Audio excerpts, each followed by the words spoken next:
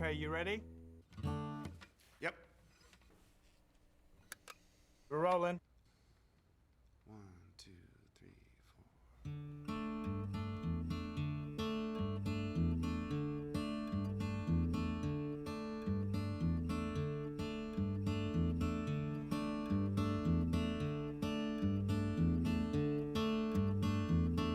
4. We were just kids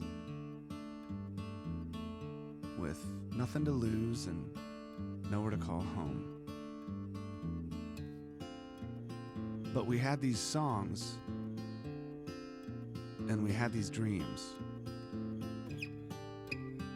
So we threw it all in the back of an old van and just started driving. Our destination? Sound City.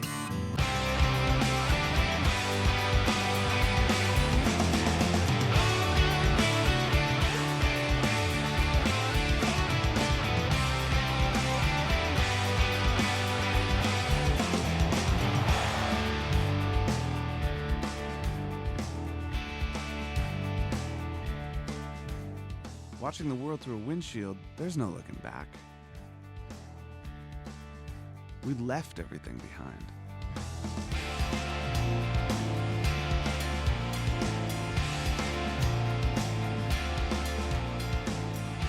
When you're young, you're not afraid of what comes next. You're excited by it.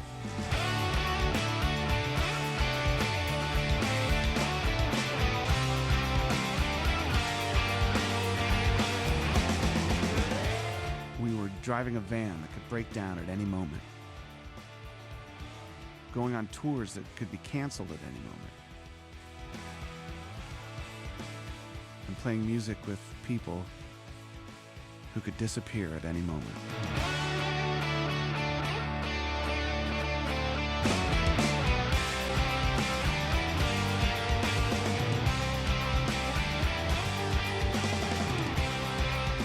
We had no idea that the next 16 days were going to change our world forever.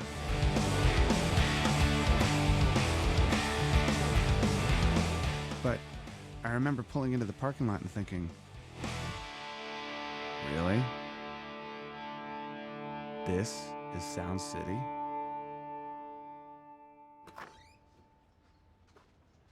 You know, it's weird, like, when you walk into Sound City, you either love it or hate it.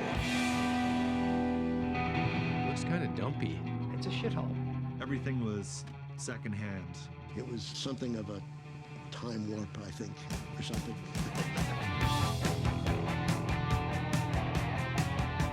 Brown shag carpet on the wall, that's the kind of thing that you would do to your van. It was like, well, the place is already kind of trashed, so anything goes, you know? It was dirty. Didn't really feel like I wanted to sit on any of the furniture. You could record there and not come back for 15 years and walk in, and it's exact same as the last time you were there. The parking lot used to flood, and it used to make a wave that came up the hallway of Sound City. Sound City was like, you know, you could put your cigarette on the floor. A bottle of Jack Daniels got spilled all over the carpet. Who cares? It's Sound City, who cares? I would say you could, you know, piss in the corner, nobody would complain. It was just a little more fucked up than I thought it should be. But walking down the hallway and seeing all of those platinum records on the walls. Tom Petty. Fleetwood Mac. Rick Springfield. Rick Springfield. Neil Young, man. Cheap Trick. The Chili Peppers. Rob Halford. Pat Bennett. Kansas. Guns N' Roses. 9 Inch Nails. Nevermind. Foreigner. Slayer, Rat. Johnny Cash. Carl Perkins. Metallica. REO Speedwagon. Michael McDonald. Mick Fleetwood. Buckingham Nicks.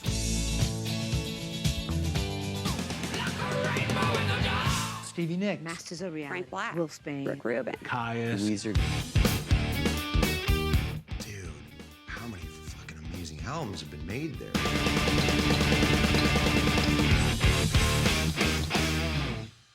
Vincent Price, Telly Savalas. We would record anything. Anybody walk in the door could pay the bill.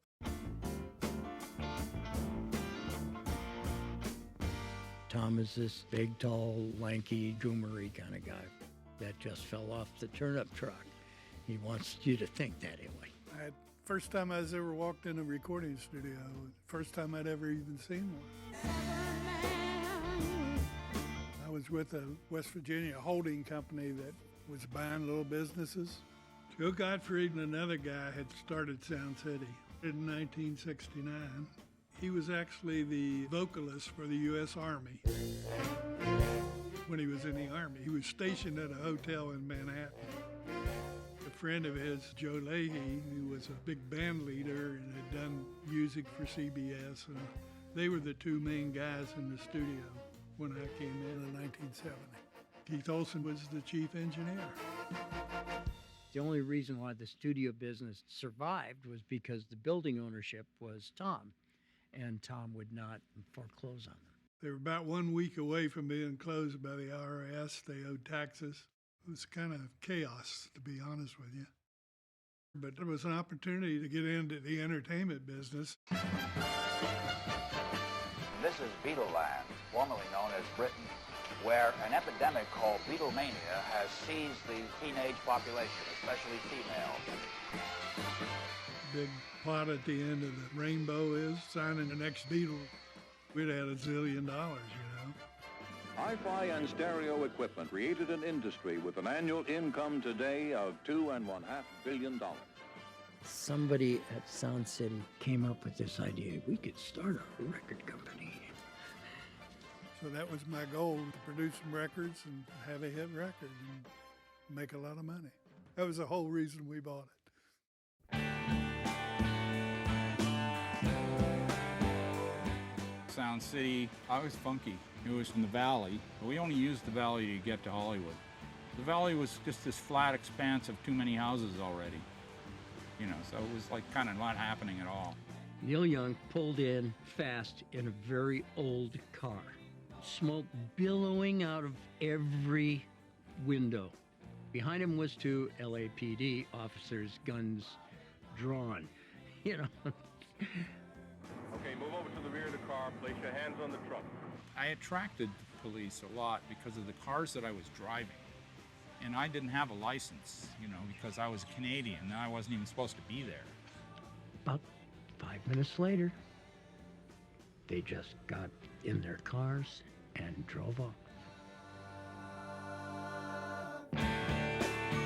I made the record in my house. Most of it I did in my house. And then we went to Sound City with Briggs, my producer, and we put down a piano song called Birds there. Then we did the vocals, and then they sounded so good that I said, well, hell, let's just sing everything. So it's really a hybrid record.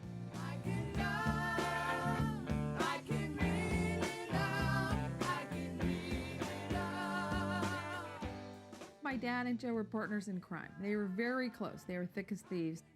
Tom was like the business guy and stuff like that, but Joe was the heart of it all, really. The sweetest guy in the universe. Absolutely one of the nicest, truest people I've ever known. He wasn't a guy in a suit who was counting money and just trying to rip off as many musicians as he could. That wasn't his thing. He loved the fact that bands were coming in and making great records there. Joe was always like positive, more optimistic. Always the next big thing's going to be out there. Joe gave me time to learn and to hone what I do. He was quite a guy. When we bought the studio, we were struggling for a year or two, and we could see we couldn't just get the premier acts. You needed state-of-the-art equipment to get the top acts with the top budgets. So it was my goal to do that.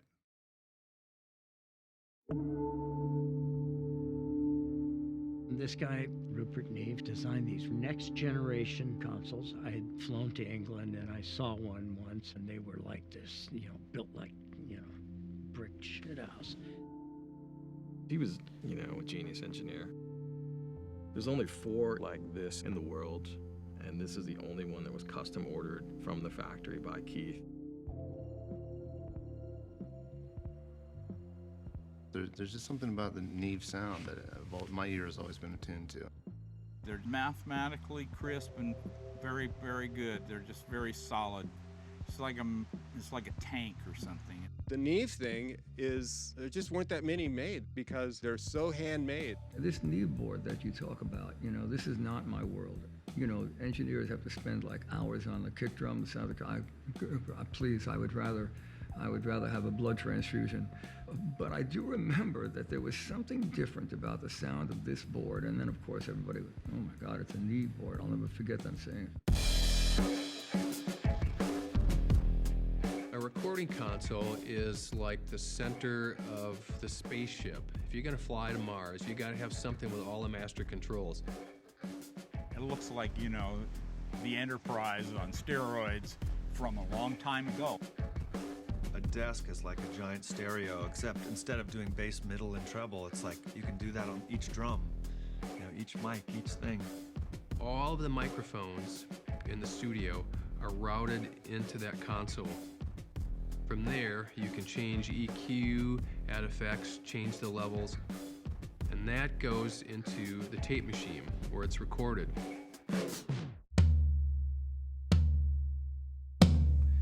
This board, if you put a fader up and turn the mic pre up and somebody hits a tom-tom or a snare drum, it sounds great. It sounds wide open, it sounds huge. If you turn the mic pre up too loud and it distorts, still sounds great. That's analog. It's how it sounds.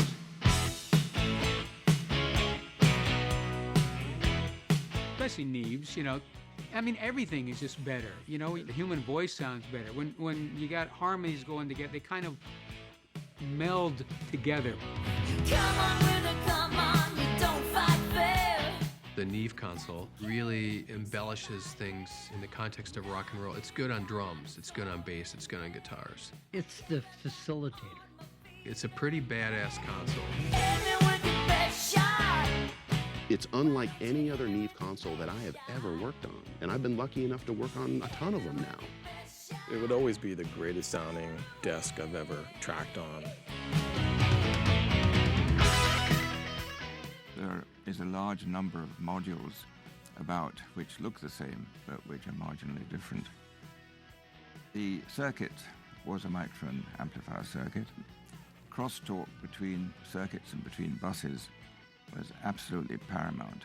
The way that transformer behaves with DC flowing in it can vary according to the material of the core and the gapping of the core. If those things are properly controlled, you get a very sweet sound.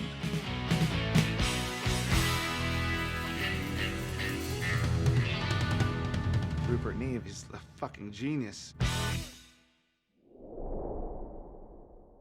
At the time, that Neve console cost $76,000. To give you an example, I just bought a house in Toluca Lake, and I paid $38,000 for the house. My wife would have killed me if she'd known I was doing that. I thought if this place ever goes under, that's the thing that will pay all the debts. The first track we cut on this was Crying in the Night with Buckingham Nicks. Very first thing cut on that was that session. That's how it started. She was that kind of lady. Times were hard. We signed them to a production deal. They write their own songs. So all we'd provide would be the studio, the engineer, and the tape. Tom Skeeter and Joe Gottfried were almost like parental figures to us, but Keith's the one who got us out to Sound City.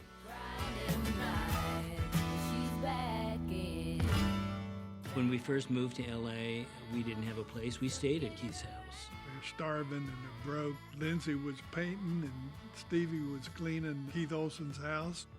I'd walk through with my broom and, you know, Keith would go like, "That's the maid." And I'd be like, I'm not going to be the maid for long, just so you know, just so you all know. But she'll leave you crying in the night. She will leave you crying in the night. It was obvious that Lindsay and Stevie were really special. Buckingham Nicks came out in '73 to great critical acclaim and then got dropped by Polydor. The record label dropped them, so they didn't have a record deal. So they were just hanging around here. She's a come on lady. It was like our home. It was like our home away from home.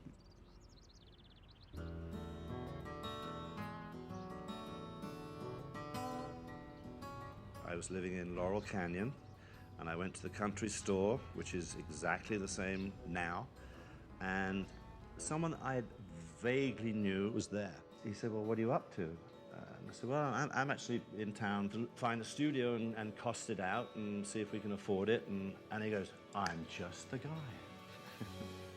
This rock and roll guy came to us one day and he said, you know, I hang out with all these rock bands and I go to the clubs and all that. If I can bring a band in here, will you give me 10%? We said, all day long, bring them in. Mick Fleetwood came in to see the studio. I played him a couple of tracks from Stevie and Lindsay.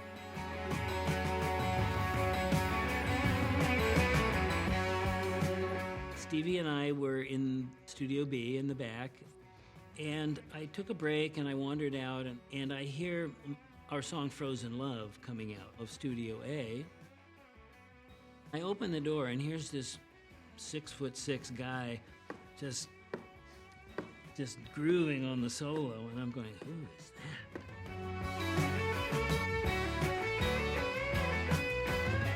I met Lindsay literally in passing, and I went off, not even thinking anything other than I've heard some good music that was made in a studio that I'm going to use.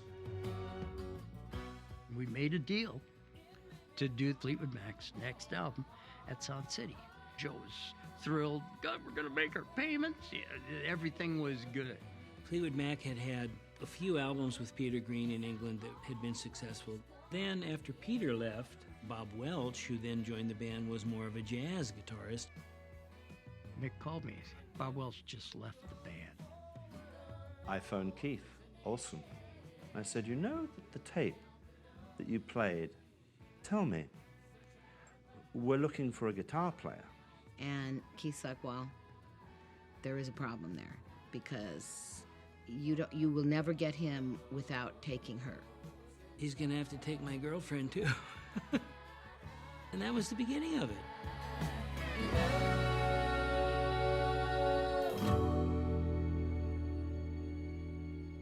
We joined the band the first day of 1975.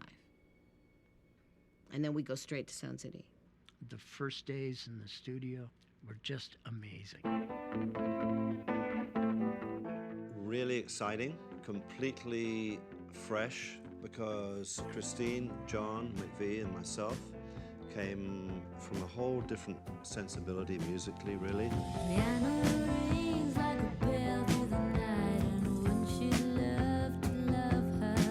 John McVie said to me, you know, we're a blues band. This is really far away from the blues. And I said, I know, but it's a lot closer to the bank. While you live, you've never seen a woman taken by the wind. It became pretty clear right away how this all fit together. And that isn't just musically, it's just as people. Something is translated, and it is real, and it is profound. Just out of, in truth, out of necessity. It's powerful. It's like true love. Absolutely. But what if that Neve board hadn't have been there? The main reason it was important was so that we got a fantastic drum track. It's the drum sound. Let's start there, because it's something we all love.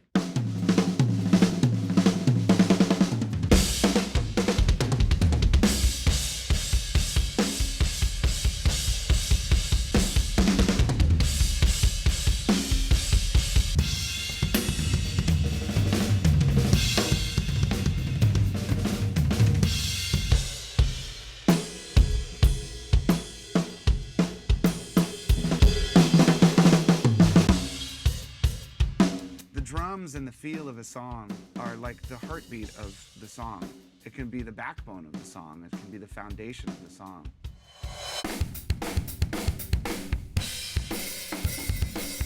So that's the first thing you do.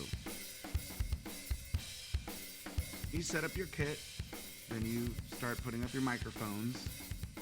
A room like this has a really nice decay. So you put mics around the room to capture that. You put close mics on the drums. You have all of those individual mics spread over a number of tracks, 16 tracks or 12 tracks. So then you can bring the faders up or down and balance those tracks.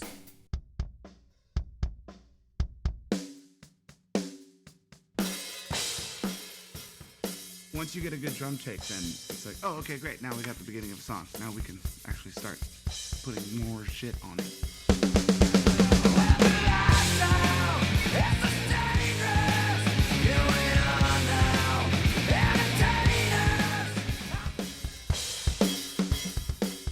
The way to pick studios is through blind testing drums, because you can record guitars pretty much anywhere and they could sound pretty much like your guitars. But drums really change from room to room. That room shouldn't, on paper, be a great drum room because it's like a big old square room. Sound City was a Vox factory in the 60s, I guess. They built Vox amps there, and then they built the A control room in '64. It's one of those spaces that just randomly, haphazardly turned out to be fantastic to record a drum set in. That room is the space. It's like what happens between the notes. What you're playing, there's a sound that's pretty magical. Every room has their sweet spot for that sound, you know. This, I think, has always been Sound City's real sweet spot. And the freaky thing is no one designed it. A lot of people claim they did, but no. It's just luck. Luck and magic. Not meant to be. And you can't control those things. Selfishly, the drum sound is probably why we went there, I confess. 'Cause when the loving starts and the lights go down, and there's not another living soul around. None of it is planned. Sound City was welcoming, and we knew that we had a home there. It's a church. By the luck of whatever, I have the ability to open that door.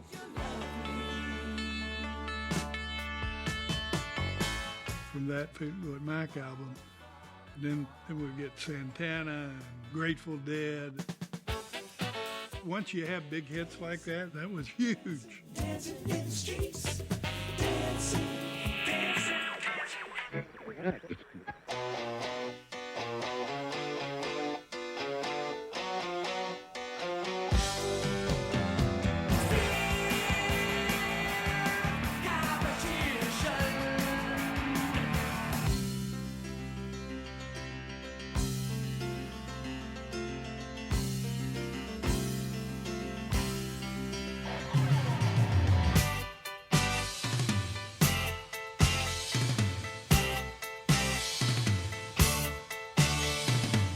First real Heartbreakers jam to just feel each other out was at Sound City. The studio was fine, but we just didn't have our shit together. We weren't ready. We didn't have the songs. We didn't really know how to play that well. This is how you make records. It was cruel because it sounded so real. And you go into the control room and they crank up through those speakers and you go, man, I suck. I tell you, the vocal mic is just a little bit loud. That no frills, no effects, no place to hide, everything coming out of an amp or everything coming right out of a speaker or right off a microphone. That approach, that was Sound City. By our third album, we wanted to get somebody that could make a good sounding record. So we hired Jimmy Iovine. He'd been a recording engineer and he'd worked with Lennon and with Springsteen, and they were recording live tracks. They weren't overdubbing a ton of stuff. I mean, you had to learn how to play, and you go in and play it. I hired Jimmy as an engineer to do Damn the Torpedoes there. but he showed up with an engineer without telling me. He manipulated his way into being the producer of the record along with me. Jimmy is brilliant. I mean, he now owns the music business. When we showed up with Jimmy at Sound City, he was just horrified, like, what is this place, you know? And the first thing he said to me is, I don't know that we could make a record in here. Somebody should firebomb this fucking place. I said, yeah, I think you'll be surprised.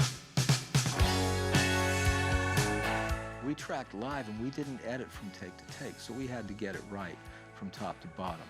When you're tracking live, pressure's on the drummer big time. Until you get that, you've got nothing. I just thought he should play straight. Throw where the shake is trying to go. There's a glass room back there. It's supposed to be on that side of the wall. It was emotional, but at the same time, I mean, we all wanted to learn. Refugee we played like 150 damn times or something. You're trying to get lightning in a bottle. That was great.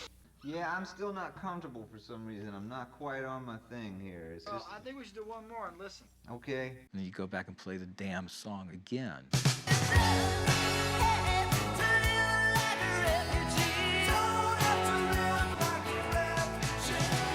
It might look easy, but if you're trying to go for greatness, and a lot of times you're going to fall short, and then you got to live with that night, it's brutal, you know, on your soul. God damn, you're gonna drive me crazy. No, you are gonna drive me fucking crazy.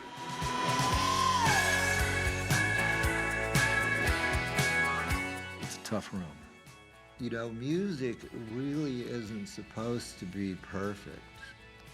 It's all about people relating to each other and doing something that's really from the soul. You know, it must come from the soul. Tom was great. You know, his whole approach, low-key. He'd come in like it was his own garage studio. Paula, she was kind of like the field general. You know, she was in the front lines. You know. Paula, she's great. She was just unflappable. You know, just nothing bothered her. Paula, I think, took over from Jemima when Jemima left. Jemima Eddie, and Jemima had this assistant who was a little girl named Barbie, who ended up being Rick Springfield's wife. She actually was answering phones and when she was, 16, 17, getting hit on by all the bands, of course. And then after Jemima, there was Paula. I took one look at her and I was totally in love. She was smoking hot and as sweet as can be. You know where your woman is tonight. Think about it. Paula Salvadori, Italiano. Yeah, Italiana. Every musician that went in there thought that Paula was in love with them. I think, or maybe it was just me, but I don't think so. Do you remember Paula? Yeah, I do, actually. The girl that ran the studio. Oh, a dark-haired girl? Curly? Well, I was Paula at Sound City. That was my last name for years. Paula was like a one-woman audience, You know where your woman is tonight. Whenever we'd get a mix or whenever there'd be a performance that I was really proud of, I'd always come and say, Paula, come on, check this out. Check out what we just did. Paula would say, I really like this one, That could lift my whole day because I knew she didn't have to say that and that she heard music all day long. But it made me think like, well, wow, maybe this one's good. Paula sang on the first Masters record, actually, yeah. She and a friend did some backup vocals on it.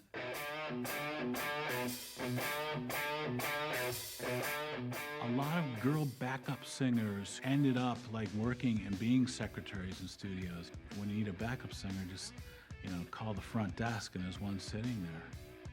That was my dream, to play music, and I didn't get that, and before I knew it, I was kind of in the thick of it. It's totally attitude. I want to do this, I'll do whatever it takes, and I'm here. It's a training ground You know, 6 months driving a car and then 6 months being the night phone answering guy. When someone above you quit or got promoted or moved on, then everybody moved up a step. I hired Nick because he could make guac. Very important, you know. I did. I made guacamole all the time. As a runner, I would go in there, you know, and empty the ashtrays and dust the console and vacuum. And that's when I started to learn the board. We had runners that became engineers, and then they became producers. A lot of people that hung around here became really successful in the record business.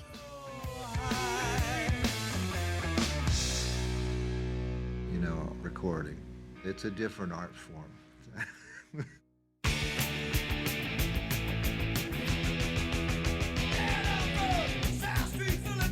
When we came to Sound City, the producer, Gary Luba, said, "No, man, slow it down so they can hear the fucking song." We said, "This is punk rock. We don't want to slow anything down." You know? I don't care about you.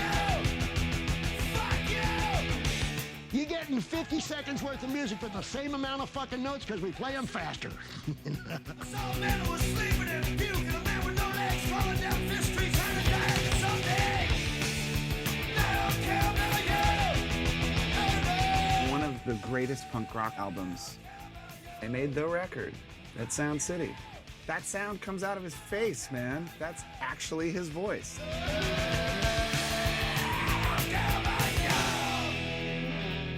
Gary Lubo had been the producer on the REO Speedwagon record. But what he wound up being was the engineer who fought with me every day.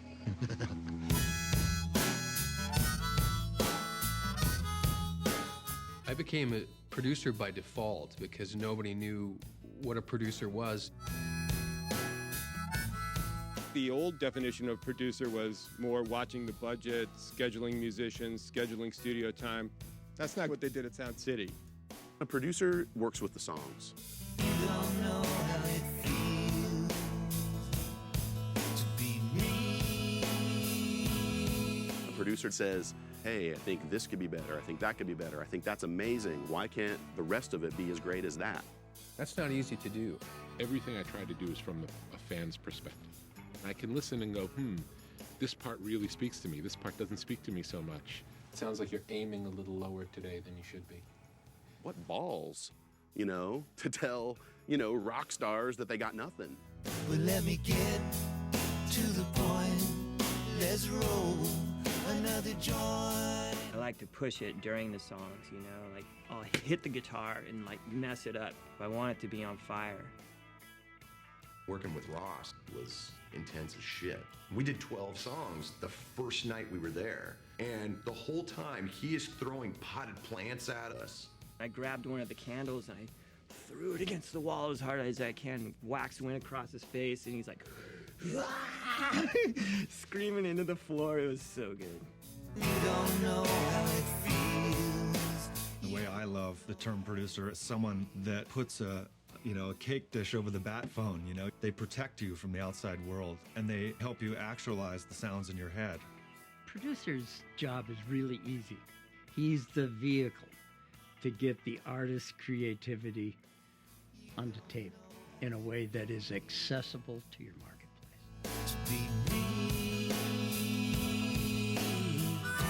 What you have to do is get the listener to claim what you've done as theirs.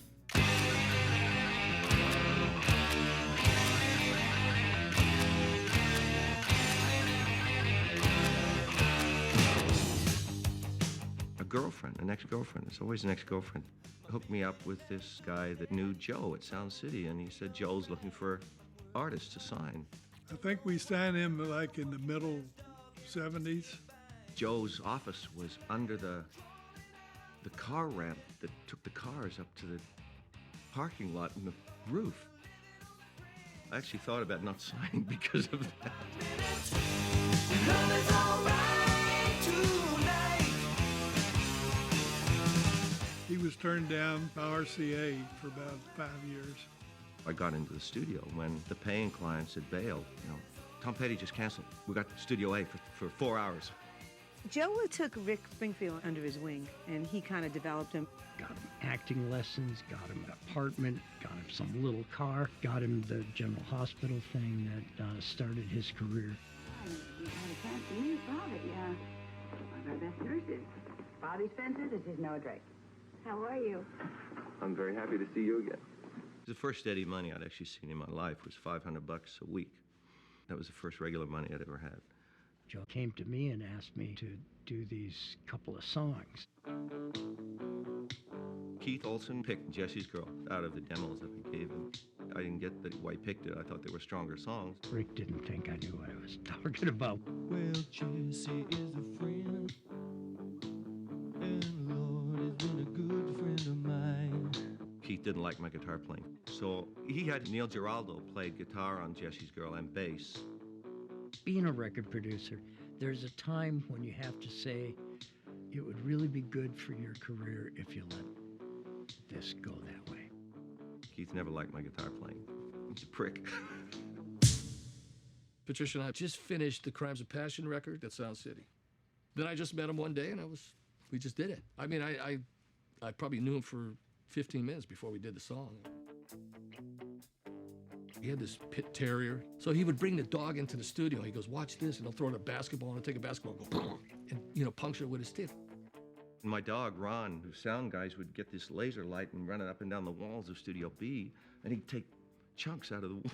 There were like holes in all the wall. So we get ready to do the take. All of a sudden, the dog comes into the studio, sits down, puts his nose right in my crotch. He's like, if I screw up, he's going to bite me. What the hell is going on here? And she's watching with those eyes. And I made it through the take. It might have even been the one we used. It was pretty fun. Never moved. He sat right there. It was fantastic. You know, I wish that I had Jesse's girl. I wish that I had Jesse's girl. We signed a lot of acts. Every one you signed, you thought this is going to be the big one. This is going to be it.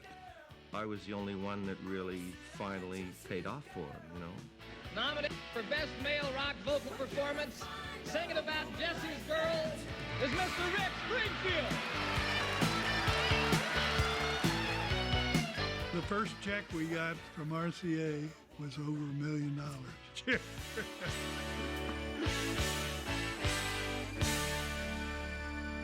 It's mind-blowing. I think Joe had pretty good karma. And this magic studio sprung up out of this ass-ugly complex in Van Nuys. And all these people just started coming. It was amazing.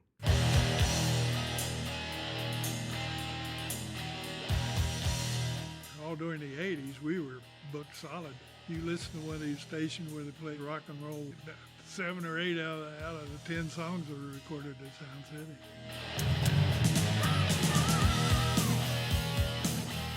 Describe Hollywood in the 80s.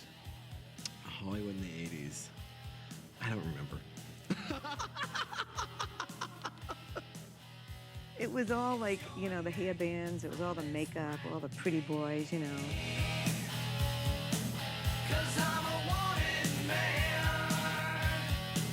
I was wondering whoever used the board after us if they had a burning sensation the next morning. Then they'd know we were there. Some kind of friend it turned out to be. I only did one record at Sound City. It was more family than any studio I've ever been to. Family might be a bit heavy, but it was a warm feeling between us and the people that worked there. Dio, Holy Diver. Yeah, you know that record. Stand up and shout! Get it out! Stand up and shout! Paula was Italian. That's an in. Ronnie and I are Italian, so we got on with her great, and they just let us do whatever we wanted. It was so cool. We were having such a good time at Sound City, almost like it was a hang, and we just had to play.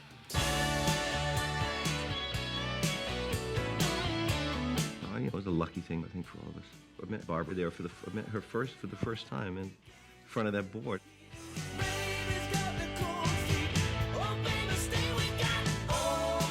I have a lot of stuff that formed me in that place in South City. You're in your 20s, and you don't realize that this might not last forever.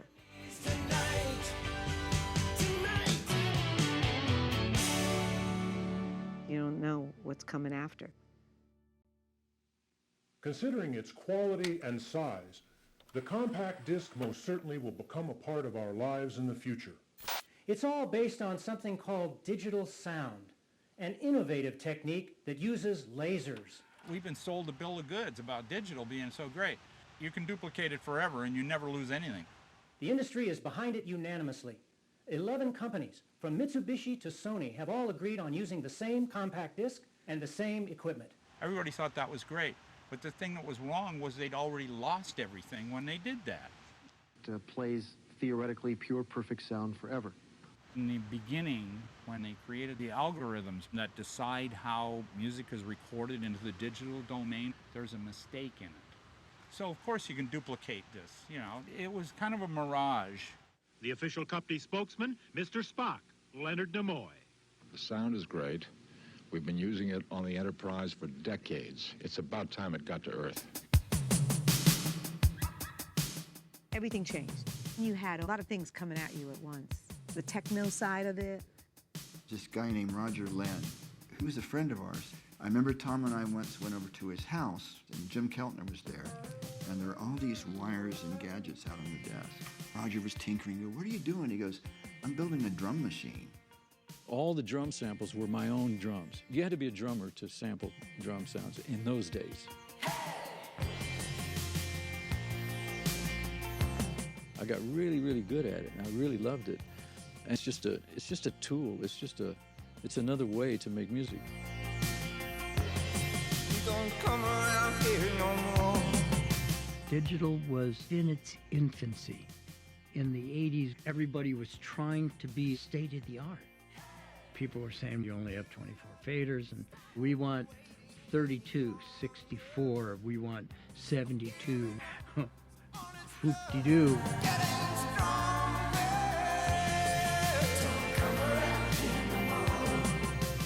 Keith Olsen left Sound City and built a studio right next door. That was the weirdest thing, you know. You go in a parking lot, there'd be Keith Olsen. I did this thing with Rick Springfield. I told Joe Gottfried, I want you to build me a studio, and I will give you the specs and I'll put in the gear. He told me one day, you got to see the studio I built, you know. So I go in, and he's got a board with one fader. And I said, well, what do you do with that? Because that's all I need. You know, it's all on the computer. Because what do you hear what I'm doing, you know? And I thought, well, I don't give a fuck. I want some shit to play with, you know. I want to turn knobs, and I can't trust this. Keith Olsen clearly had a lot to do with making Sound City what it is, but then if you went to his studio next door, it was nothing like Sound City. It was the precursor to the digital studio. That was an interesting time in music where sequencers were starting to come out. Now you can record audio into the computer. Wow. We could manipulate it in ways we never could have done on tape before, and then you can think about stuff in different ways. It was a whole new world. Here I go again on my own, going down the only road I've ever known. But here I go again. In the 80s, everything was a lot more digital. Things started to get more processed. Everything started sounding really overproduced with a cannon shot snare.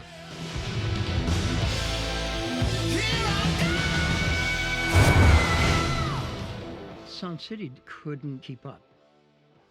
Joe was way over his head, and not just with the studio.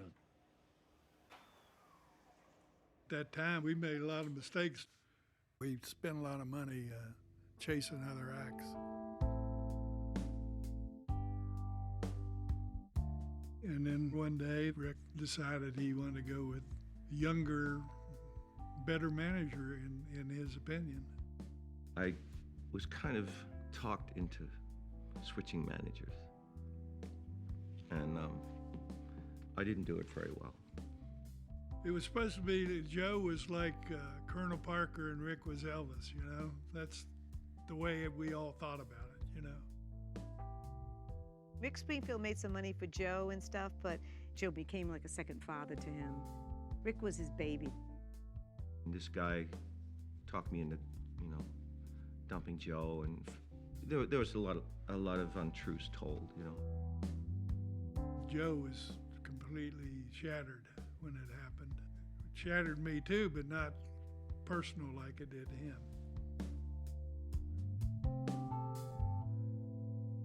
It was a really bad day for him, That happened. And drum machines and all that stuff and, synthesizers and stuff like that started taking over. It just got a little haywire.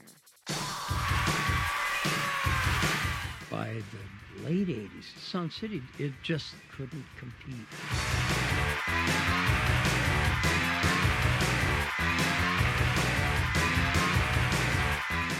There was a time when studios got nicer and nicer, like some studios had hot tubs. Like at Sound City, you just wanted to work and get the hell out of there.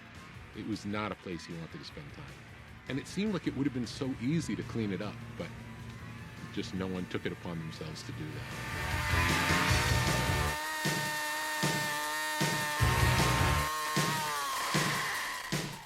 I got up after 9 years at Sound City, $29,000 for the year. No health insurance. Joe took it away, couldn't afford it. And then when Joe wouldn't give me my second week vacation, that's when I said, I'm leaving. By the time I got to Sound City, it was really dying. We had a tech who was dealing drugs, receptionist who wanted to hang out with Keith Olsen more than be at the studio. So I got rid of her. I remember Keith telling me I was wasting my time and the studio would be closed in 6 months. Told him to go fuck himself and get out. I took the last $200 out of my checking account and bought paint, and we painted the walls. Sound City was dead. It was dead.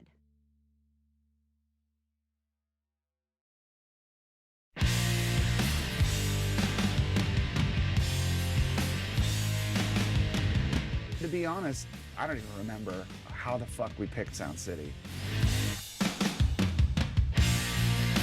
It's a gritty place, but we were used to living on the edge, so it's just like, it was roomy, it was comfortable. I think it was like $600 a day. 16 days in the studio, and then accommodations. I think maybe $60K was the budget for the whole record. We had these songs and we busted them out. We had a pretty good idea of what we wanted to do.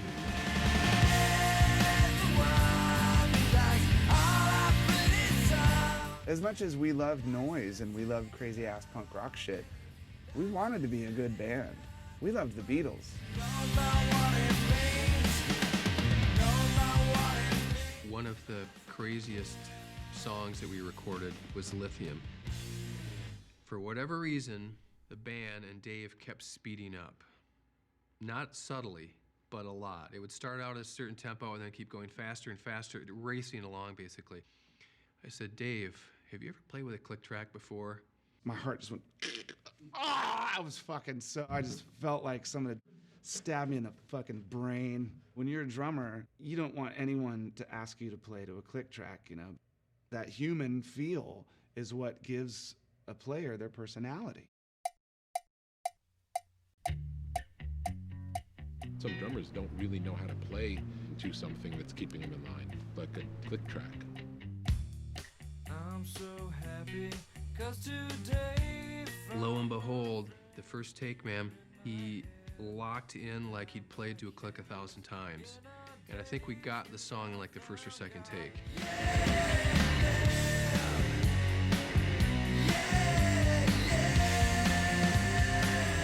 And then when I listened to it, I'm like, well, now it sounds like the fucking chorus is slowing down. It's okay to speed up a little, isn't it?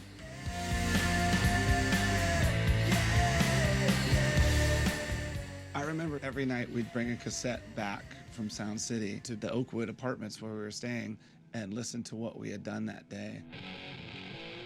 Those imperfections, that's cool. And it makes it sound like people. And Kurt was entirely about performance.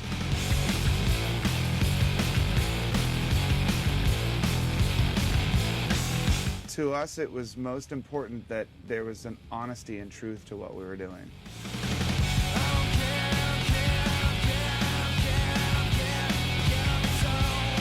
The music came through the speakers in a way that was primal.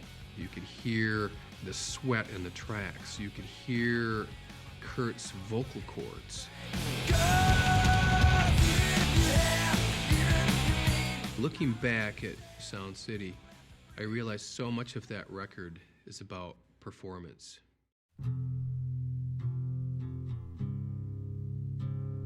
When we tried to record Something on the Way, the band tried to record it live in the big tracking room, and it was just too kind of big and bombastic sounding. That song had to be right because it was such a delicate, fragile composition. Underneath the bridge, top is sprung a leak. Kurt came into the control room and he started playing the song. He laid in front of the Neve on this couch, and I turned off the fans and the phones and everything, and he played the song just barely mumbling, barely singing, and barely playing that 5-string guitar.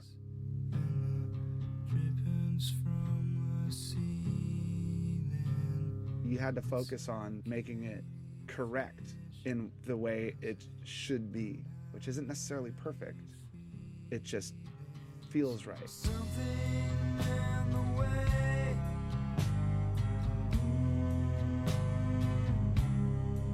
That was when I first saw a computer used with music, because it was so hard to play to that guitar. I couldn't really figure out how to get the performances locked together without trying to do crazy edits with them.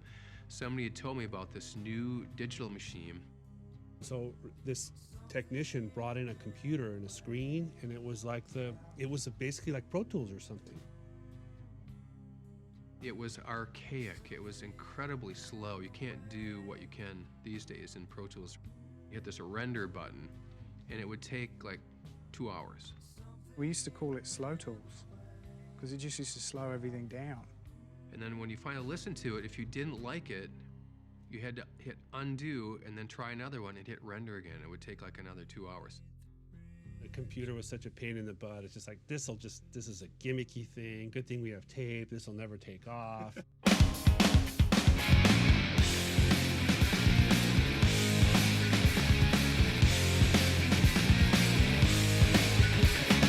When I hear Smells Like Teen Spirit on the radio, I remember those really simple moments of being in the studio. And those 15 days or 16 days, whatever it was, that board, totally changed my life.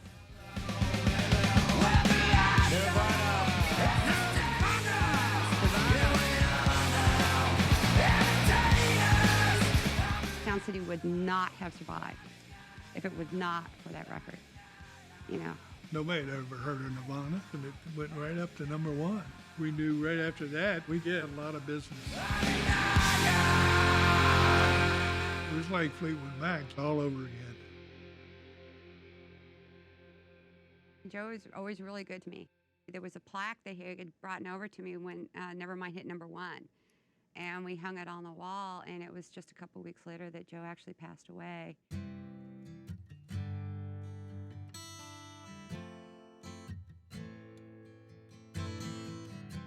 He was absolutely a beautiful person, Joe. Absolutely a doll of a guy. And I didn't treat him very well after, with the separation. And so I'm really glad we made up, before he died. It was a sad day. He helped a lot of people do a lot of things in their career.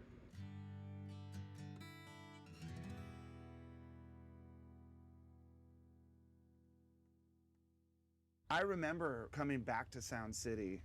I hadn't been there in a while, and the record had gotten big, and they sent them a platinum record. I remember opening the door and seeing that, and it was such a huge moment for me. I was just like, because I remembered walking in there for the first time and seeing all of those other records. To me, Sound City represents some sort of integrity, like a truth, which is very human. Actual people doing this thing that inspired millions and millions of fans all over the place to do the same thing. that September, phones just blew up. I mean, you come in the morning, there'd be like 50 messages. It's like this tidal wave of interest, and it was a no-brainer, Sound City.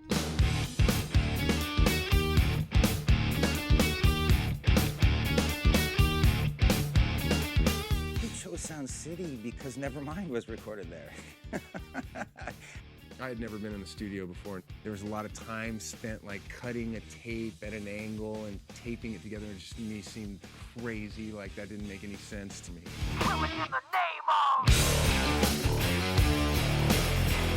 We did our record at Sound City, like a live show. We brought monitors in and we invited a bunch of our friends down. I think we got half the record in that one night.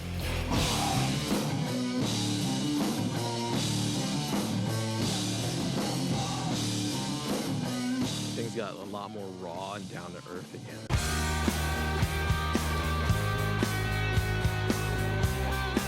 Had started to get into simplification and analog tape and vintage equipment and that kind of thing. And so obviously all roads led to a place like Sound City. It became the center of my life. I had a date for the 11th hour. All the Catholic stuff that was all live, the 2-track, no overdubs. After making records in the 80s and working towards perfection and click tracks and all this kind of stuff, suddenly to just do like rockin' out and have it recorded and it's all done, it just felt really right. Well, who needs that now? Oh, who needs that now? I kept working there pretty much into the 90s with Rick. All they kept on saying about was, wow, there's no Paula. This is really weird. And I was just like, you know, seriously? Siobhan was great. She didn't take no shit off nobody.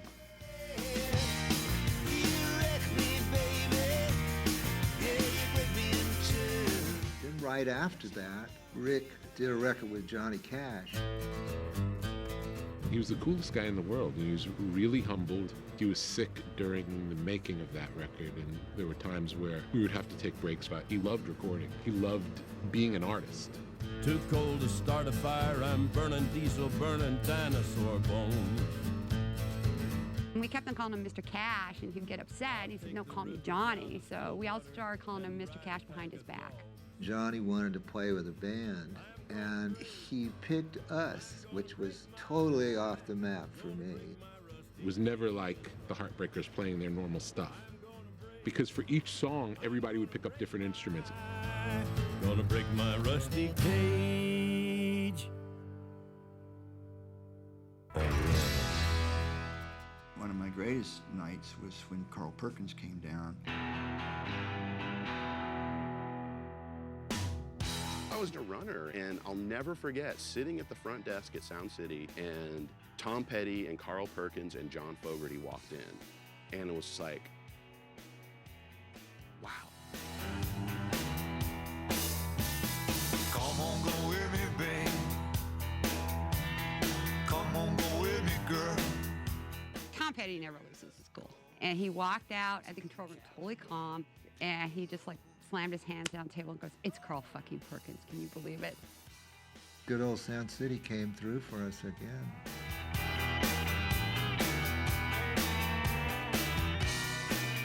Other rooms and other studios all around town started to shift because more and more people started to use Pro Tools. Everybody just jumped on this bandwagon of, you know, everything's got to be digital. Digital consoles, digital tape machines. I mean, they hadn't decorated since 1974. They sure as shit weren't going to spend 20 grand on a fucking Pro Tools rig, you know? When you came to work at Sound City, you knew what you were getting. It was a tape-based studio. At some point, it became cultural. We're against that. It starts from the runner all the way up to all the engineers and the studio manager. They were just against it. Like, digital sucks. You know, bring them in the room and mic them up and just let tape roll. I've got a secret I cannot say. They modern movement, give it away. That's what Queens was all about. analog. It needed to be live. It needed to be something you could be proud of that you had done, you know? It was just what you had to do if you were a real musician. Whatever you do,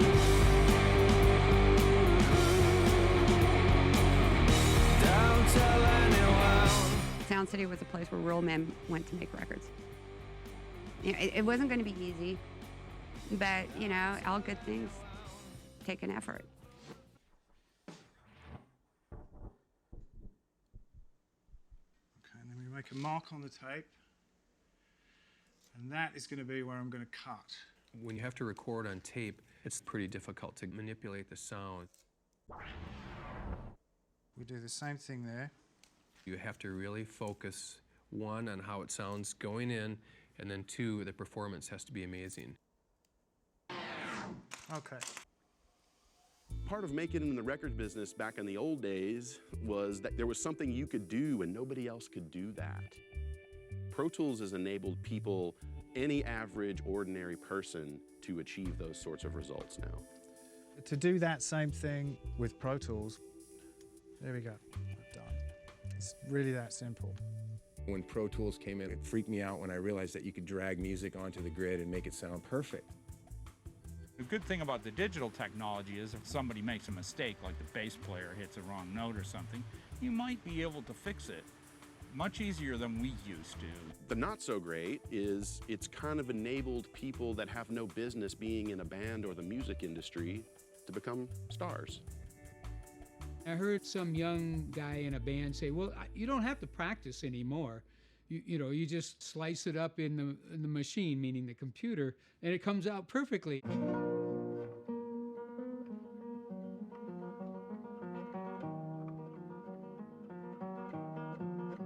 Somebody like Andres Segovia, you know, who played the guitar beautifully, there's no machine's gonna do that.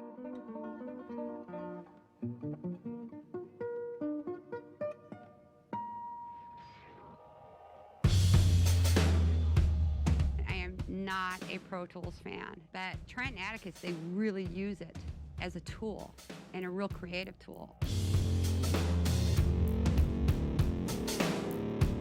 I never went into it with a kind of fear of it's cheating.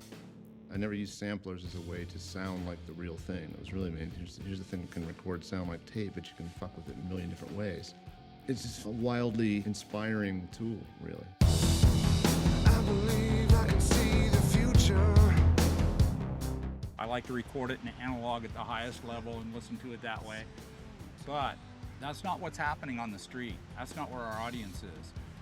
You want them to live their lives the way they want to live it.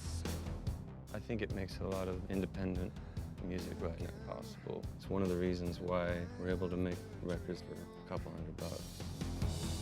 I think one of the big tape manufacturers went out of business. So that really pushed everybody into the digital world and the Pro Tools world. The days of moving into the studio and writing your record and recording your record and mixing your record, those days are gone now.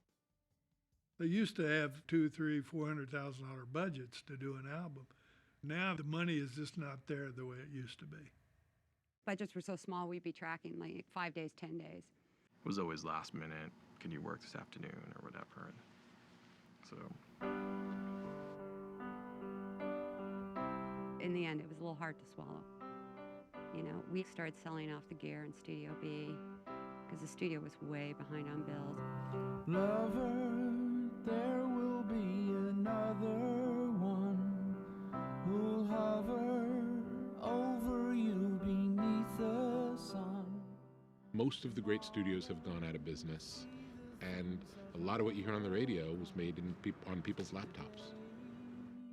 I think Pro Tools was to a lot of people, was the death knell. It always was an insider place, always. But it could not survive against Pro Tools. You know, the internet's cool for some stuff, but like many things, there's no bookstore, there's no music store, and there's no Sound City. And show you the way to go. It's over.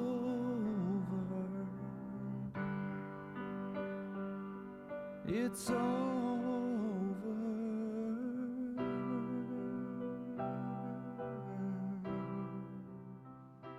I had heard heard that Sound City was about to close. Someone said, you should call Siobhan. And I talked to Siobhan, and she was in tears, man. It was heavy. Sound City was my home. And basically after all those years, after 19 years, I was laid off, no severance pay, no medical, nothing. Siobhan was like, she was like a mom to me. You know, I left my mom. My mom was in Tennessee, and then I was out here, and Siobhan was so cool, man. I love her so much.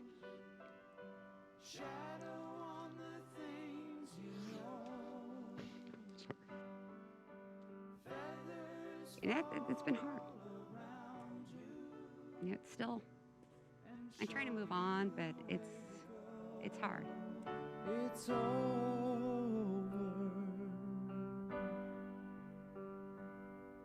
It's over.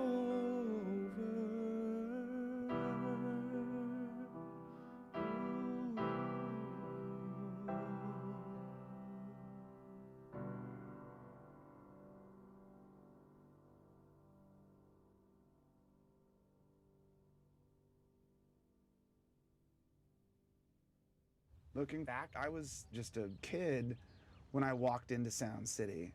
And that board is the reason I'm here right now. I'd do anything for it. This big room and that Neve console is what got us all the big rock and roll bands.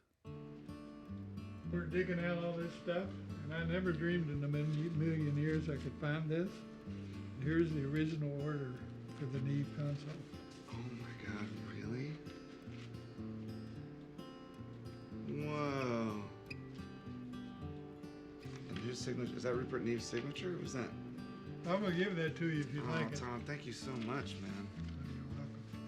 Historic document there. There really is. Thank you very much, my friend. Thank Tom, you. That's great, man. Wow. That Neve console we sold to Dave, and that's how all this all started.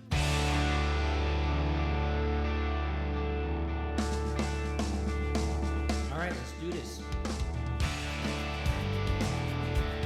To me, it's like, it's a living, breathing piece of the music that we've made. It's just as instrumental as any instrument that's run through it. It's the sound of the records that were made at Sound City. This thing is a piece of rock and roll history. I thought that board would just go straight to the Rock and Roll Hall of Fame. I thought no one was going to get that board.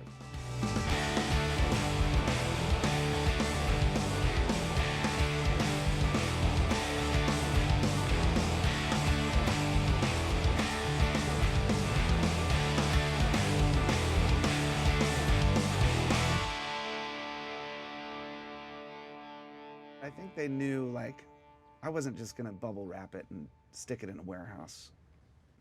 I was gonna fucking use it a lot.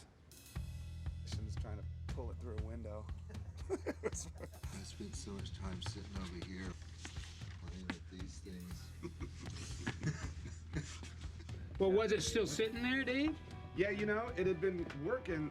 So the first thing I really wanted to do was invite everyone back to make this new record.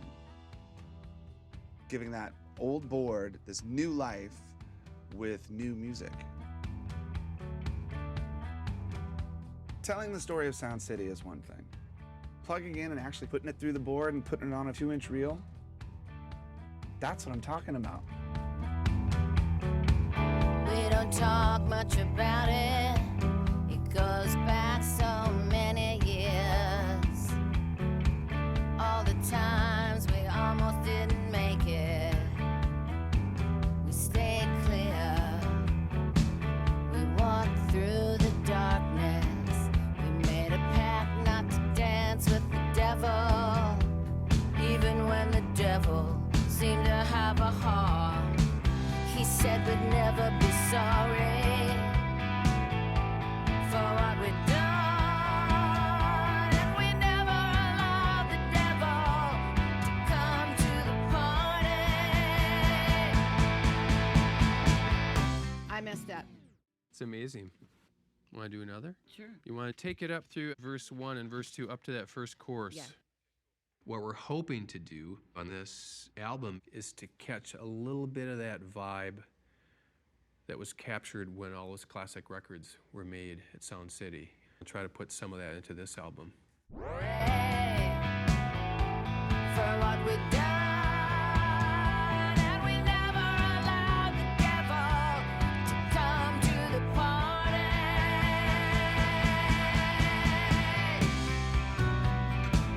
You can't fix this. You lost a friend. Hearts breaking, right and left. Fucking A, that girl can sing. Any input from the Foos? Just go. I'm not. Just do what you do. Thank you. I am kind of radical, you know.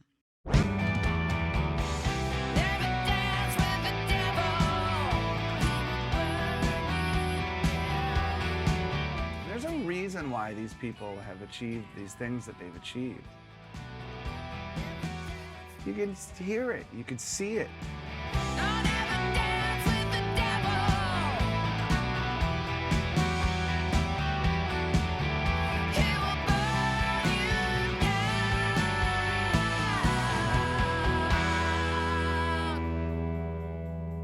You can't fix this.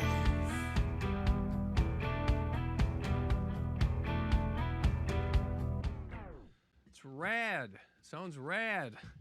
And I get to do my snake dance. I'm just feeling very wonderful to be in your studio with this board and know that this board was the first place that we did Buckingham Nicks. 15458 Cabrito Road, Van Nuys, California. This is a letter that I wrote to my mom and dad and my brother in the middle of the making of Buckingham Nicks. Dear Mom and Dad and Chris, well, here I am once again at the famous Sound City recording studio. Sound City, Inc. Ta-da! I'm getting very tired of sitting around listening to 12 hours of music per day. Oh well, I know it will pay off in the end. It will all be worth it. I hope that all of my little family is doing fine and not working too hard. Moving right along, I just want to say that I certainly do miss you all and wish you could be here to hear some of this stuff. Lindsay may go down in history as one of the greats in guitar playing.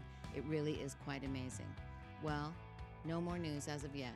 So much love to you all, and hold good thoughts about this thing. I love you, Stevie.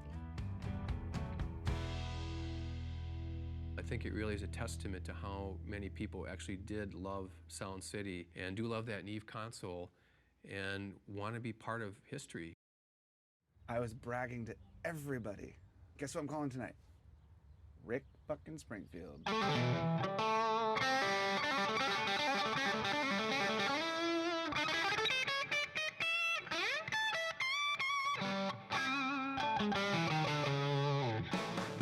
I've always been a big believer in the power of the song.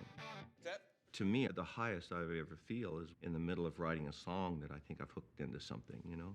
I had an idea. I don't know if it would work, but would you want to try something? So if we played over the riff, it goes.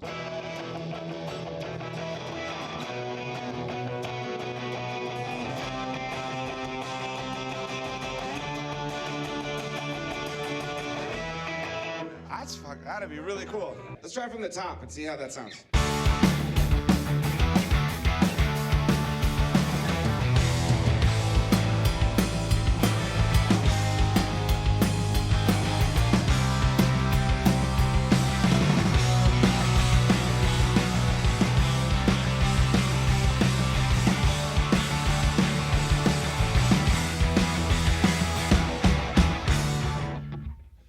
I think it's a great part. Dude, it's got Rick Springfield written all I know, over it's it. awesome. I love it. It's got that stress rock. I like that. I just want to go hang out in a studio. I just like the process. I love doing things on the fly and in the studio. Just trying to think what would be nice to to get back into that section. Just kind of play arrangements in a repetitive fashion over and over and over until some little change happened. What did you just do? You did something kind of cool. A little happy accident or whatever, and it was like everyone, oh, What was that just happened? That's part of the arrangement now. Oh, that'd be so great. And then right out of there, you just fucking go, It's the perfect pair of pants. It really is.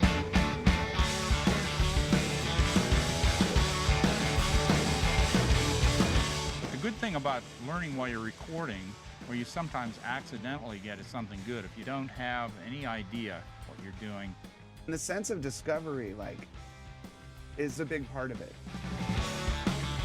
Everybody gets it all at once, and it's the first time you ever played it, and it's got everything new for the first time. It's like your first anything, and that's the cherry of all time. What if we tried doing the Rick part as a pre-chorus? Yes. Ah, that's so good. Because then it goes into the chorus. That's awesome. Better be good now, Pat. I know. Oh, it's good. Two.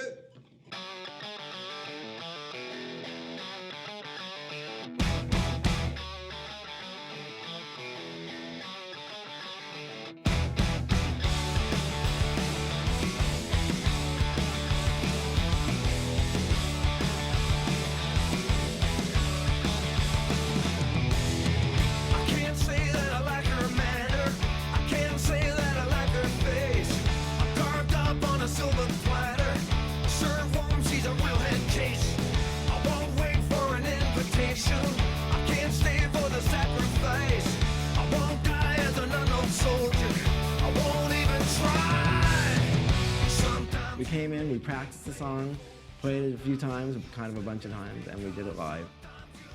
How special is that? Just like the man that never was. Just like the man that never was. Just like the man that never was. All the elements of it, the playing, the writing, it's something that will pull you out of bed every morning and make you resist going to bed at night because you want to keep working on it. Music's been that for me.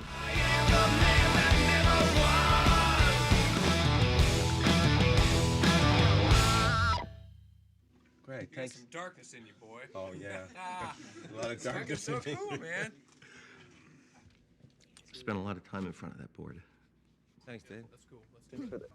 It's a great enabler. It's fucking great, man. Anybody that's been to Sound City knows exactly why I'm making this record. They get it. I have an idea. Why don't we just start it Flea Bing style, where you go, what do you want to do? Oh, I'm on it. What do you want to do?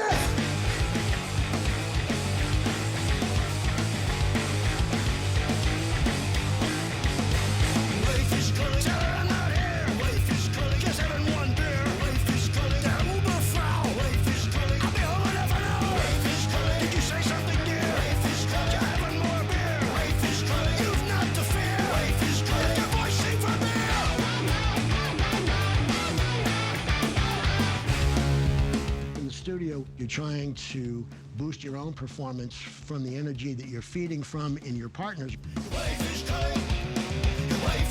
You can't do that if you're standing there alone.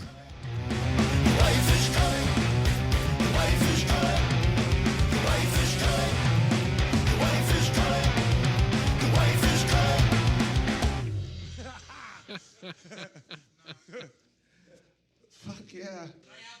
It's a conversation. And that's a musical relationship that I think everybody searches for.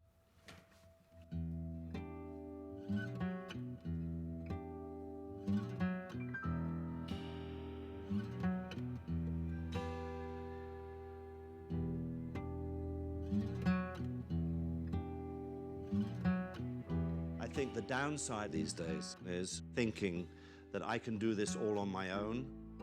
Yes, you can do this on your own, but you'll be a much happier human being to do it with other human beings. And I can guarantee you that.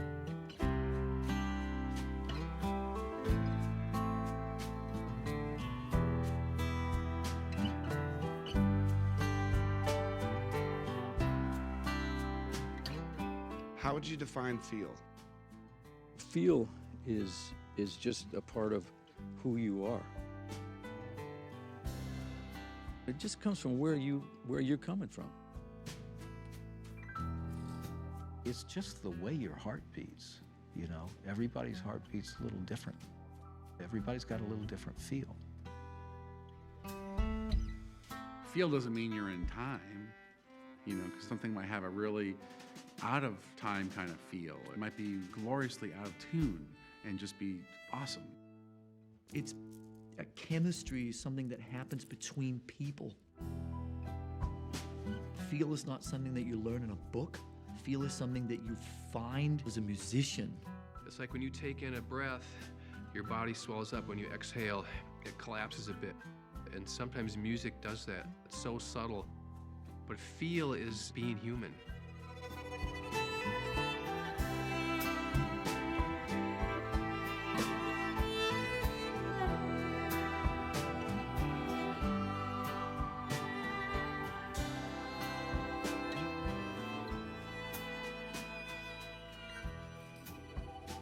No two musicians are the same, even if we're playing the same song. No two musicians do it the same way. It's so hard to be understood in life.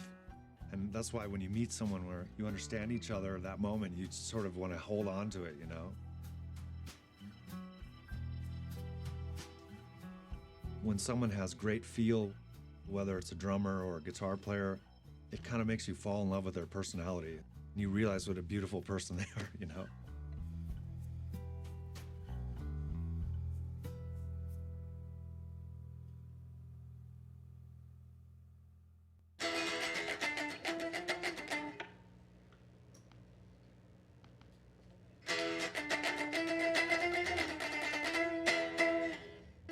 There's a lot of people growing up now that won't do studio time, have never touched a compressor that's the one that's being emulated as the picture on their plug-in on their laptop.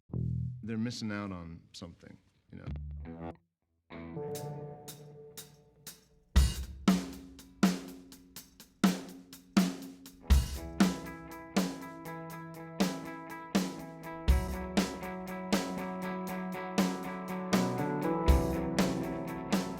Trent's using technology as an instrument, not as a crutch. He doesn't need it. He's one of the most brilliant people I've ever met in my entire life. He's the person that could inspire the digital end of this conversation. Hey, you guys. No fucking way with the smoke machine. There's no fucking way that's gonna go down. I'll take the smoke machine in here. My grandma pushed me into piano. I remember when I was 5, I started taking classical lessons. I liked it, and I felt I was good at it. I knew in life I was supposed to make music. Feels like it needs a differentiator in there, the cool bass part.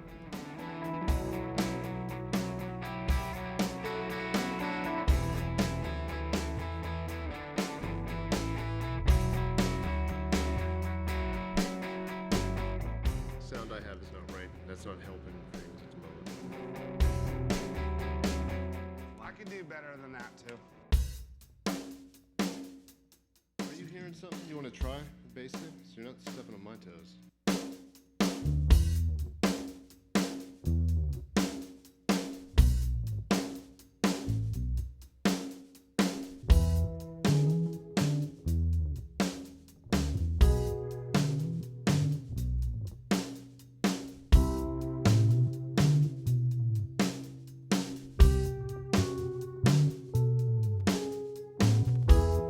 Practiced long and hard and studied and learned how to play an instrument that provided me a foundation where I can base everything I think of in terms of where it sits on a piano.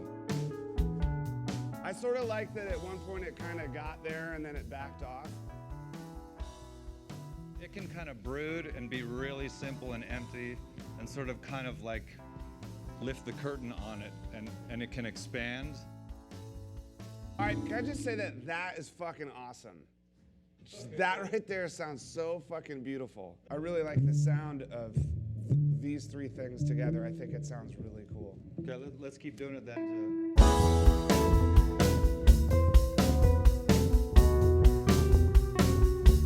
This whole thing should just sunrise. It would make it beautiful, you know? Yeah. It's sort of like evolves until it hits this point and maybe goes zoom.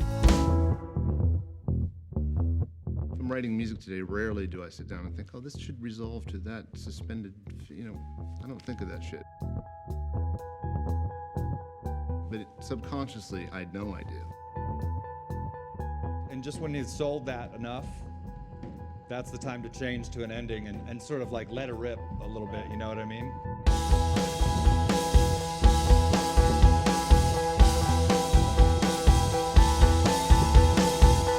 I like having that foundation in there. And that's a very un-punk rock thing to say.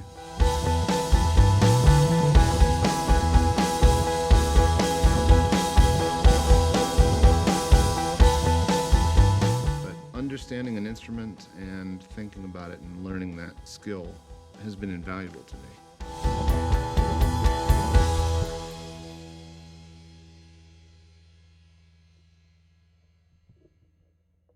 Oh, that was pretty good. Sounded pretty good to me, too. I found now as processors have gotten faster and programmers have gotten smarter, there's some pretty musical tools that are showing up in the digital world. Yeah, take me from the top of the drop.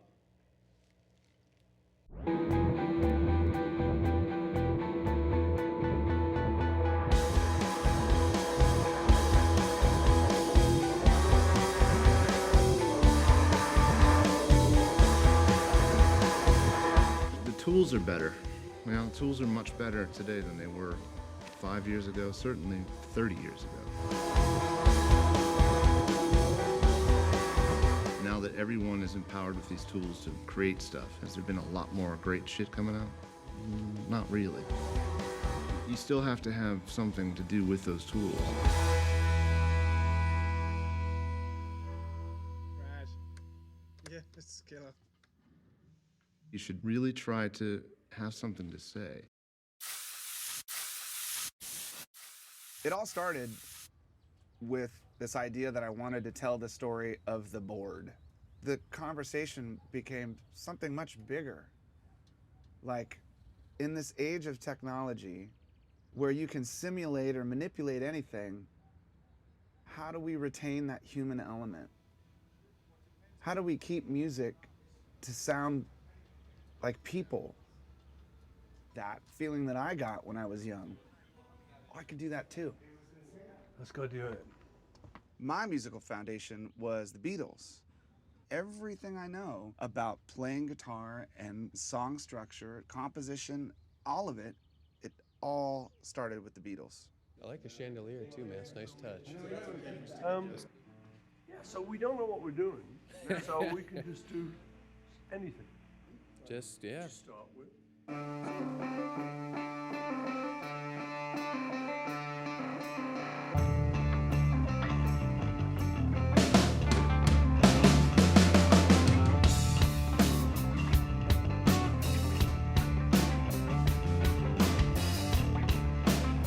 I think he knows how you feel when you play with him.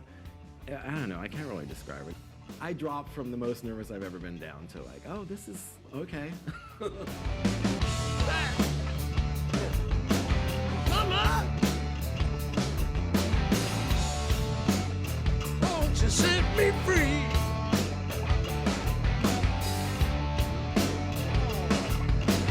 Come on! Let me be.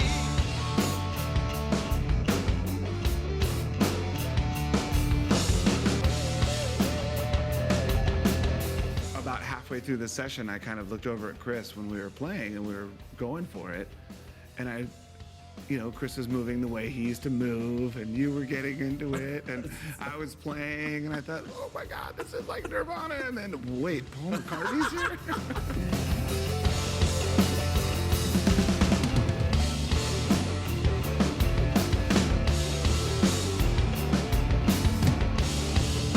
This is the best way to make records, when you get people in a room together and you don't know what's going to happen. You just hit record and keep your fingers crossed that it's going to explode.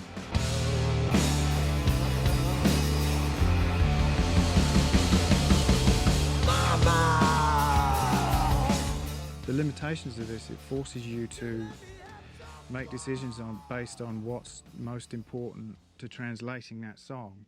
If we start.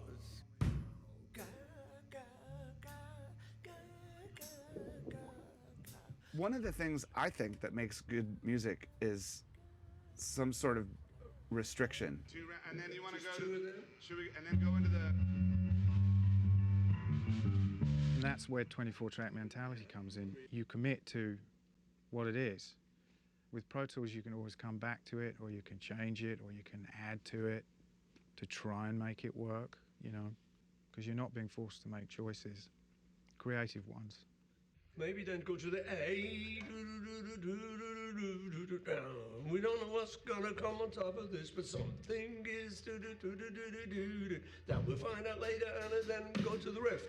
Breakdown, like the intro. And I think you should go to that A maybe one more time. It's such a lift. After staying in that D for so long, it just has such a great impact when it goes up there. And it's so quick, it's just 4 times through. There's just vocals in the room, isn't there? Yeah. So if it's live. That's all right. There's no overdubbing, man. Do it. Make it simple. Make it fast. Don't overthink it. Let it like come straight out of you and do it.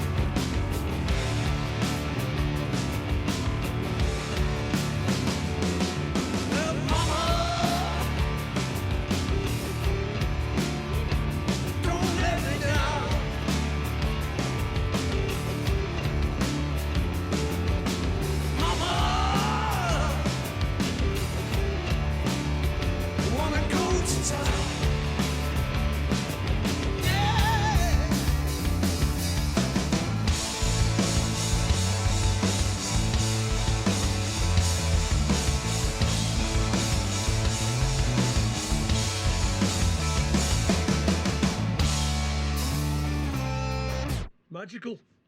You didn't even know what the hell you're doing, but it's genius. Exactly. That's my autobiography.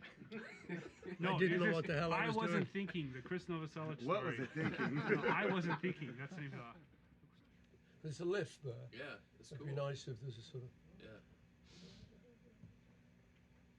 Yeah. Maybe even if it came after the lift.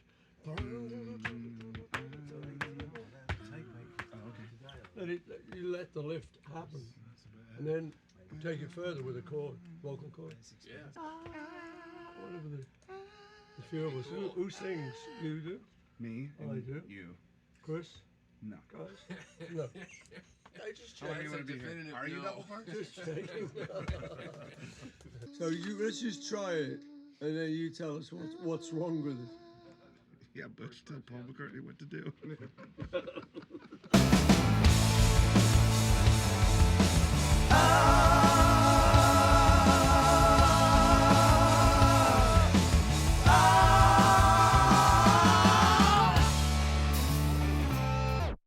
Sounds pretty cool. I love it. Should we do it in the other section too? Okay. Why can't it always be this easy? It is.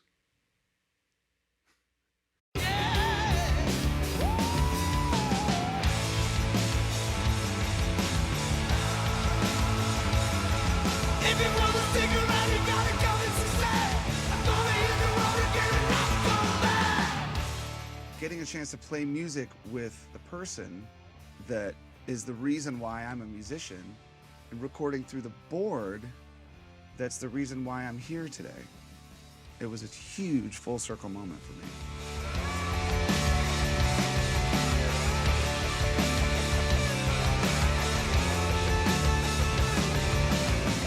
I think it's really important, and it's a lesson I didn't learn until in my late teens, is that whatever bands that you love, go find out what bands they loved and what bands turned them on. And then you really start getting into the human aspect of it, because the further back you go in time, the less technology you had.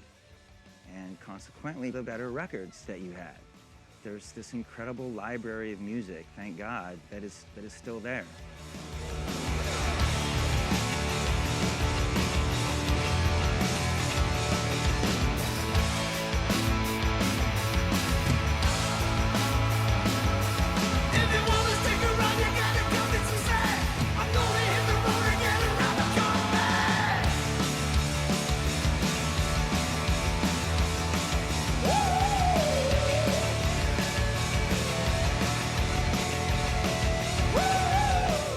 True to yourself and make the music that you love. Go out and play, turn people onto your music, spread it yourself. Don't think it happens any other way. Let's rock, let's play, let's record, let's play it back. Wait till you hear this. I can't wait to get in my car to hear it. I'm gonna play it for my friend. I'm making a copy. I'm gonna blast it for fucking 10 hours and I'm gonna listen to it. Mama, watch me run. Mama, watch me run. Wanna have some fun, just wanna have some fun. Yeah, set me free, let me be. Yeah, yeah, yeah.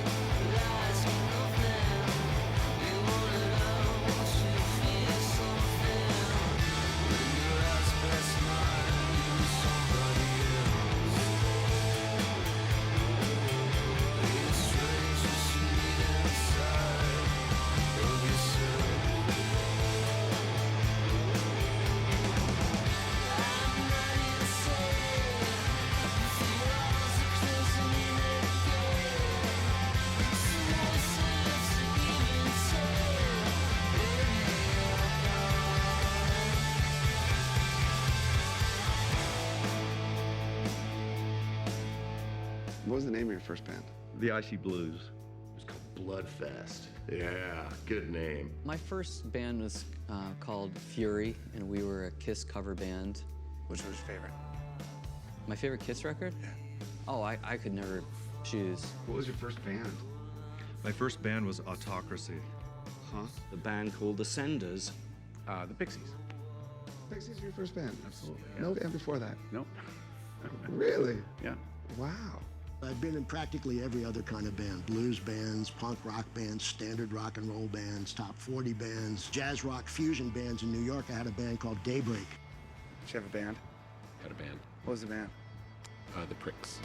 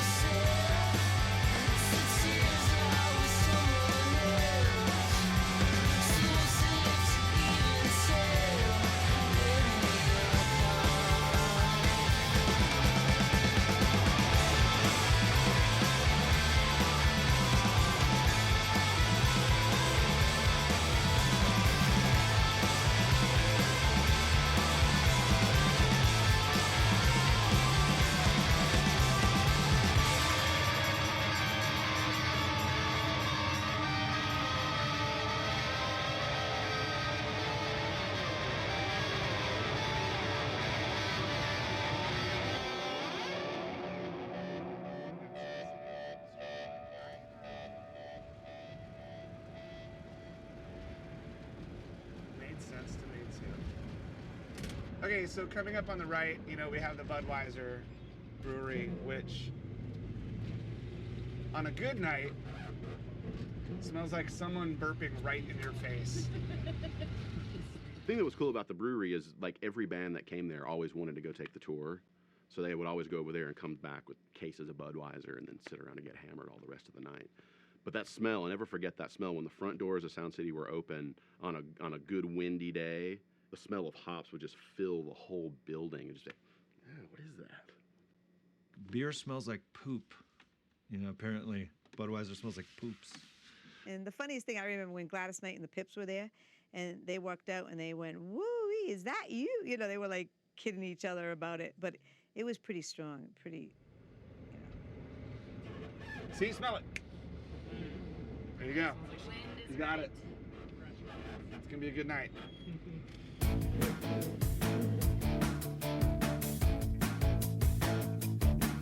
Heard a song on the radio just after school. Back from the 80s before Reagan was cool. The band wore leather and the boys were looking so pretty. They rocked all the clubs down on Sunset, doing all those things that we try to forget. When they screamed out anthems and the guitars sounded so gritty.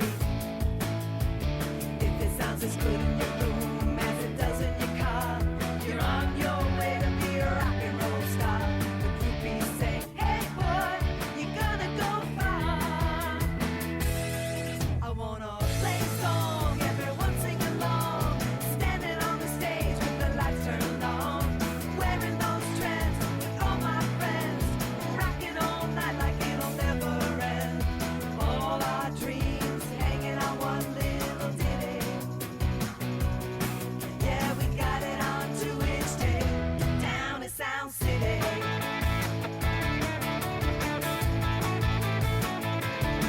I wanna play a song, everyone sing along, standing on the stage with the lights turned on, wearing those trends with all my friends, rocking all night like it'll never end. I wanna play a song, everyone sing along, standing on the stage with the lights turned on, wearing those trends with all my friends, rocking all night like it'll never end. All those epic songs with the phrase so witty. You always lose a few to a cause that offers no pity. All our dreams hanging on one little ditty.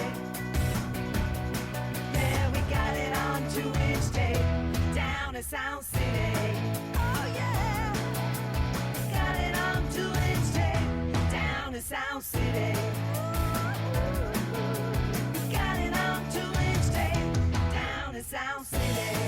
Yeah, yeah, yeah. We got it on 2-inch tape down in Sound City.